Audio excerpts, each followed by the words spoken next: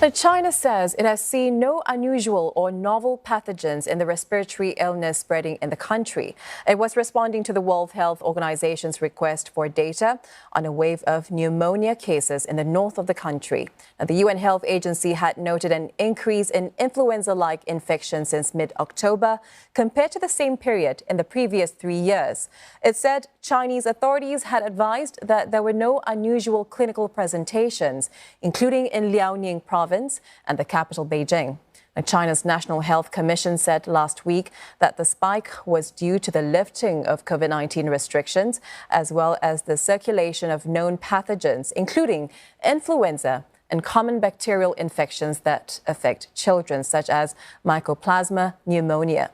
The cold snap hitting Beijing, the city's chief epidemiological expert said it had entered a high-incidence season of respiratory infectious diseases. Now, the WHO has urged people to take preventive measures, and these include getting vaccinated, keeping a safe distance, and wearing of masks. The agency has long urged Chinese health authorities to be transparent.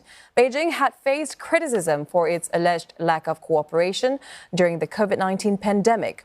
More than 3 years after the first case was detected in Wuhan, the debate rages on over the origins of the virus.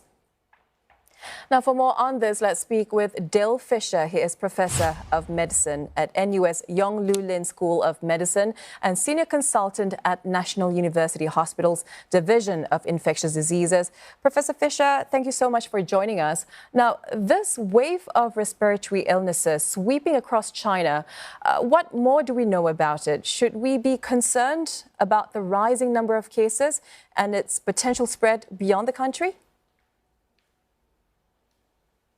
Hi, Shahida. Well, firstly, we don't actually know the extent, and that's what WHO has made inquiries about.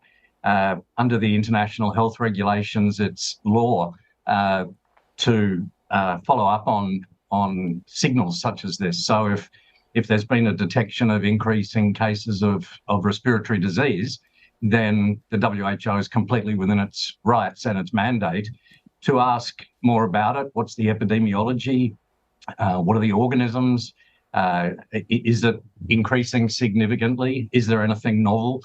And I would believe that China will have most of this information, or at least they're putting it together now. So, no, I don't think there's a cause for alarm. In a way, it shows that the system's working, if you like. The signals are being detected, and a verification process is currently underway.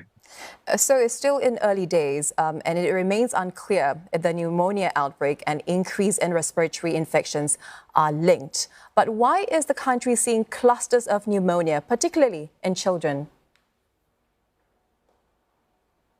Well, there's two reasons, and I think you stated those in the original opening.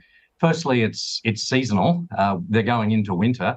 So you'll especially see this in children. We see this in all countries, actually, when you're going into a flu season. So you're going to see a number of pathogens because people are more crowded. There's also a belief that, coming out of COVID, obviously, all the non-pharmaceutical interventions, mask wearing and limiting group sizes and things like that, stopped all respiratory infections. So there's the sort of innate immunity is not so strong at the moment. Speaking of COVID, Professor Fisher, this is China's first winter without strict COVID-19 restrictions, and many are drawing parallels with the early days of the pandemic. How are the infections similar in patterns or symptoms? No, I don't think they should be seen as similar at all. COVID was a novel pathogen.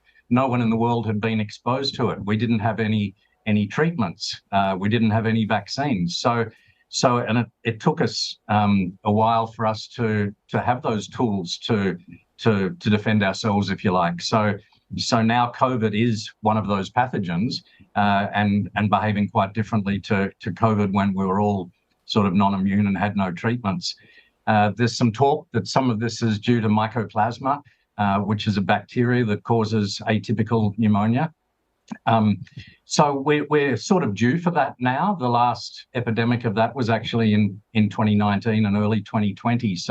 And these outbreaks occur every 3 years. So that's expected, and the seasonal ones are also expected. So I think as has been said, we've got vaccines, we've got treatments for mycoplasma, we've got tests for all these things. So I think we're in a much stronger position than we were in January 2020. Okay, more assurance there. Professor Fisher, some experts have also said that China may be repaying an immunity debt after their lengthy lockdown. Could you help us understand what is immunity debt? Well, as I mentioned earlier, this is a concept that describes waning immunity because people haven't had flu, people haven't had mycoplasma, people haven't had adenovirus or respiratory syncytial virus or any of these things that can cause respiratory infections. So there's been an overall waning of immunity. So people are a bit more vulnerable. It's in that sense, it will return to normal where we've got that sort of steady level of infections. But when you have virtually none for a couple of years, then obviously we do have a bit of catch up to do. Meanwhile, heated debate still rages around the origins of COVID-19. The WHO repeatedly criticized Chinese authorities for their lack of transparency and cooperation over the course of the pandemic. Can the UN health body do more to prevent countries from withholding critical data? See, I'm not sure that's the case. If you think when the first cases were probably early December 2019, and by early January, all the data was out, the gene sequence was out, tests were available, and China had provided all those. I don't think I think it was better than most countries would have done, to be honest. I think these are very difficult times. You have to firstly identify there's a possible outbreak. You have to investigate it. You have to do tests, and if it's a novel virus, it obviously takes longer. You've got to confirm it, and that's why we shouldn't be panicking now because we have to go through a process and look to see exactly what's happening. If we sort of push the panic button every time there was an increase in respiratory infections, then the populations would get very fatigued because most of them just turn out to be seasonal or nothing particularly threatening. So we had SARS in 2002, and nearly 2 decades later, we had the pandemic, COVID-19 pandemic. I know you talked about some of the measures earlier, but what have scientists or the medical community learned about handling the early stages of new viruses?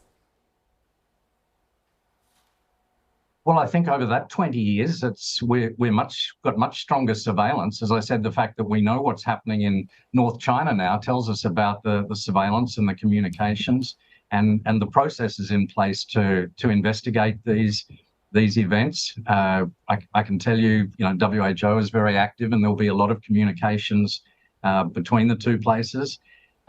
We've learned the importance of that sort of preparedness, community resilience, if you like, communications, working with government. We're much stronger in all those areas. Obviously varies between countries. And also we understand much better that vaccines are a crucial way to end outbreaks. And we now see that with all the Ebola outbreaks where vaccines are a crucial pillar of response. We saw that it was really the only key to dropping all our non-pharmaceutical interventions was to get everyone vaccinated so that, the threat to individuals and to the health system was going to be minimized. So, yeah, we've learned a lot, still got a lot to learn, still got to implement it, right? But we're much better off than we were 20 years ago. Professor Fisher, we appreciate our insights as always. That was Professor Dale Fisher from NUS Yong School of Medicine. Thank you.